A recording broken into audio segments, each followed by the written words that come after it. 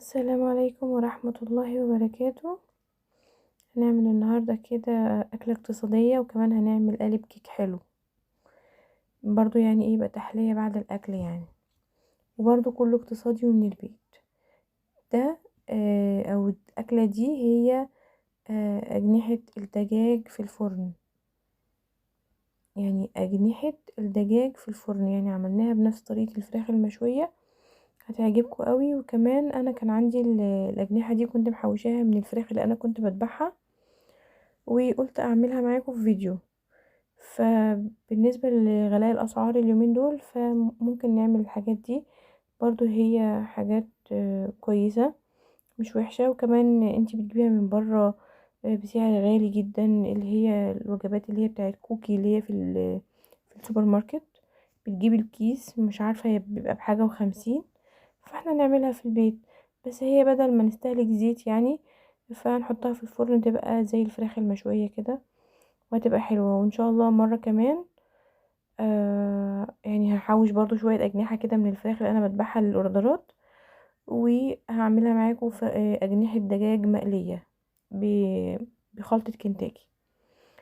خلينا بقى ايه في الوصفة بتاعت النهاردة. أنا هنا يا جماعة كنت وريتكم الأجنحة بتاعتي. أنا كنت بوريها لكم إن هي كلها أجنحة، بس كان فيها 4 دبابيس كده، فحطيتهم معاهم يعني. ورحت بيها على الحوض وغسلتها كويس، ونقعتها في دقيق وملح وعصرة ليمونة.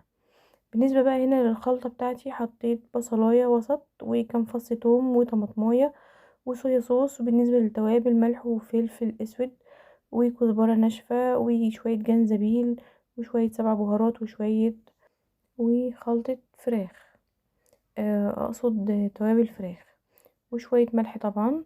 ونص الليمونة دي هنعصرها طبعا على الخلطة بتاعتنا دي، بس بعد ما نضرب كل المكونات دي في الكبة وننعمها كويس. وكمان حطيت معلقة بابريكا، وطبعا القصد من كلمة شوية كمون، وشوية فلفل اسود، وشوية كزبرة. طبعا كل المقصود بالكلام ده معلقة من كل حاجة، معلقة صغيرة مش شوية طبعا يعني. بعد ما ضربنا كل الخليط ده معانا في الكبة، حطينا شوية زيت زيتون حلوين كده، يعني قد ربع كوباية زيت زيتون، ما عندكيش اي نوع زيت عندك. وعصرنا عصرة الليمون. تمام كده. قلبنا بقى ايه الخلطة بتاعتنا الحلوة دي على الأجنحة بتاعتي، وهنسيبها كده قد نص ساعة ساعة، لو مش مستعجلة. لو مستعجلة زودي الملح سنة كده، وبعدين دخليها الفرن على طول.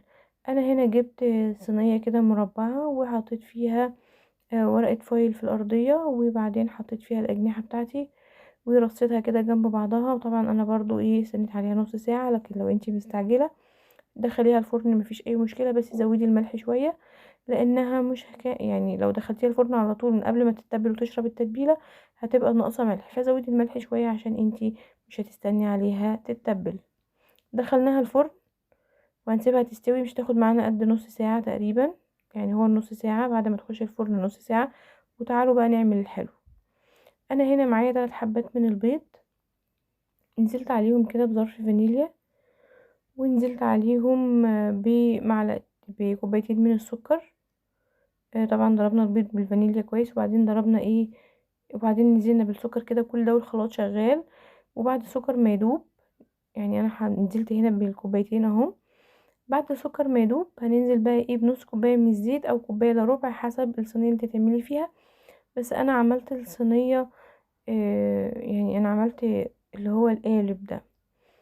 بعد نص كوبايه الزيت حطيت نص كوبايه من اللبن، نص كوبايه من الحليب، وبعد كده هنزل معلقه من القرفه ومعلقتين من الخل.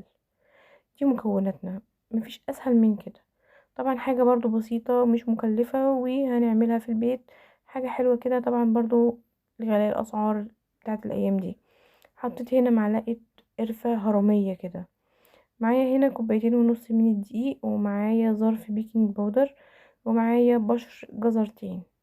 هنقلب ده كله مع بعض، وبعد كده هننزل بالمكونات السائلة. بس اهم حاجة تقلبي كده الجزر كويس مع البيكنج باودر والدقيق. وبعد كده هتنزلي بقى ايه بالخليط السائل اللي احنا لسه عاملينه مع بعض. وبعد كده هتقلبيه بقى كويس وتفضيه في الراك والكبات دي، وبعد كده بقى تدخليه الفرن. كانت الفراخ بتاعتي طلعت، وبعدين دخلت وراها بقى ايه، الكيك بتاعي، كيك القرفة الجميل التحفة السهل اللي مش مكلف خالص. طبعا انت عندك جزر على طول في التلاجة. بصوا بقى انا هنا سبت طبعا الكيكه دلوقتي في الفرن بتستوي، وانا هنا كانت الفراخ بتاعتي استوت. وكنت كمان عامله لها يعني هقدم جنبها، انا الولاد بيحبوا المكرونه الاسباجيتي، فانا حطيت هنا يعني سلقت كيس مكرونه وعملت جنبه صلصه كده بالثوم. فانا لو انتوا عايزين الطريقه ممكن انا يعني ايه اكتبولي في الكومنت وانا اعملها لكم. بس هي طبعا انا قلت ان احنا كلنا بنعرف نسلق المكرونه وكلنا بنعرف نعمل صلصه المكرونه، فما كانتش مستاهله يعني انا اطول عليكم الفيديو واصورها. دي صلصه المكرونه بقى بالثوم يا جماعه مش بالبصل. الثوم كده بيديها طعم حلو قوي، وبيخليها يعني تبقى صلصه مسكره كده. ما بنحطش فيها سكر، بس الصلصه بتبقى مسكره كده. بنشوح كده فصين 3 توم، ولما بياخدوا لون حلو كده ما يغمقوش مني، وبعدين انزل عليهم بالطماطم واديها بقى توابل حلوه كده. وقدمنا كمان جنبهم مخلل لفت وقرنبيط من اللي احنا كنا عاملينه مع بعض. والكيك بتاعي كمان طلع اهو.